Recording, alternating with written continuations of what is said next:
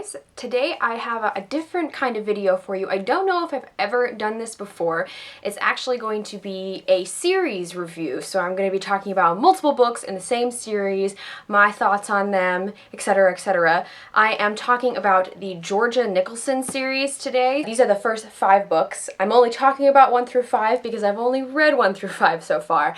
I have 6 through 10 above me on the bookshelf, but I figured that since I'm halfway through, I might as well share my feelings about all of these because I don't really have enough to say to do individual reviews anyway. These books were actually sent to me like 2 years ago from a subscriber who I haven't seen in a long time, is Sue, and she heard me talking about these in my unfinished series video and said, hey, I have all the books, do you want them? Because I don't really want them. And I was like, yeah, sure.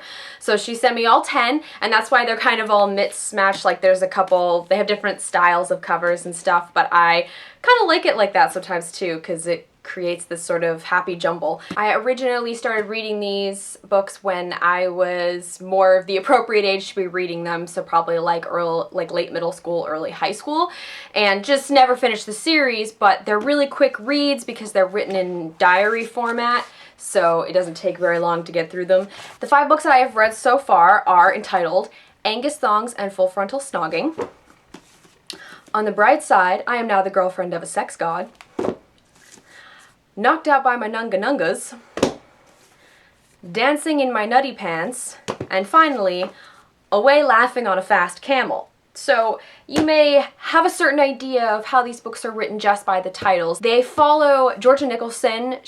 When the first book starts, 15. She's living in England. By the time you get to the 5th book, she is 16, and it's her diary entries about her kind of crazy life. She has a very interesting personality, and it comes across very well in her diary entries, and it's basically just about her everyday life. I mean, you meet her family, her friends, her school life, the boys that she's interested in, and just the general shenanigans that she gets up to. The first one was published in 1999, so these are YA books, but they're a YA of kind of a different generation almost. They have a different feel than the YA books of now. For some reason, it just really appeals to me. I don't know why, because normally this wouldn't be the kind of book that I would just pick up and love, but maybe there's some of that nostalgia from when I originally read them that makes me enjoy them so much. What makes these books so unique is not only the diary style, but just the voice of Georgia herself. They have a lot of fun slang words that she comes up with, so much so that there's actually a glossary in the back of the book. Some other great points with this story is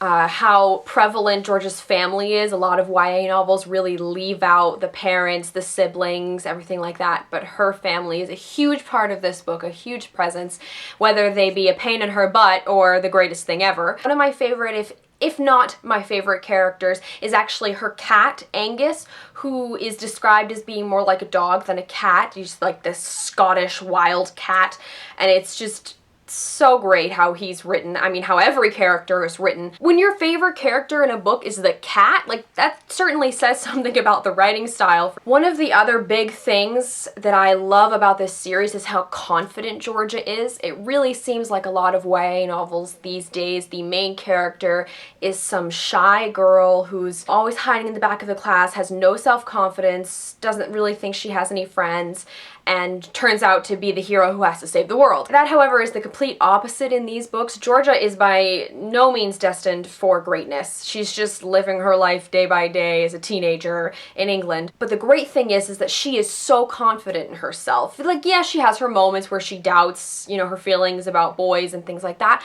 but in terms of speaking up in class, getting into trouble, but never in a horrible way, and just the general way she interacts with people, she has such a confidence about her that's really fun to read because it is so different from what you usually find. That being said, you have to balance the fact that she is so outgoing and sometimes gets into trouble with the fact that she is not a perfect role model either. She's not always very nice to her friends. She doesn't always make the best choices, but it is presented in a very fun and entertaining way, and a lot of the interactions that she does have with boys and sort of the boy versus girl relationship thing is quite well portrayed. There's all different guys and all the different relationships that she has with them, and how watching them develop over the first 5 books has been really nice. Looking back at my ratings for the books, I actually really enjoyed Dancing in My Nutty Pants Independence the most of the 5 that I've read so far, and that's number 4. I don't know where numbers 6 through 10 will take me because I don't think I've read past the 6th book. I really honestly can't exactly remember,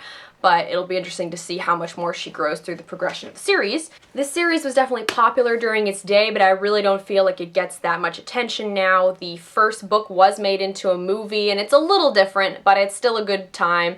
I will certainly be continuing on with the series and be sharing my thoughts with the numbers 6 through 10, but overall I gave 1 through 3, I believe I gave 3 stars. I gave number 4 4 stars, and I think I gave number 5 3 stars.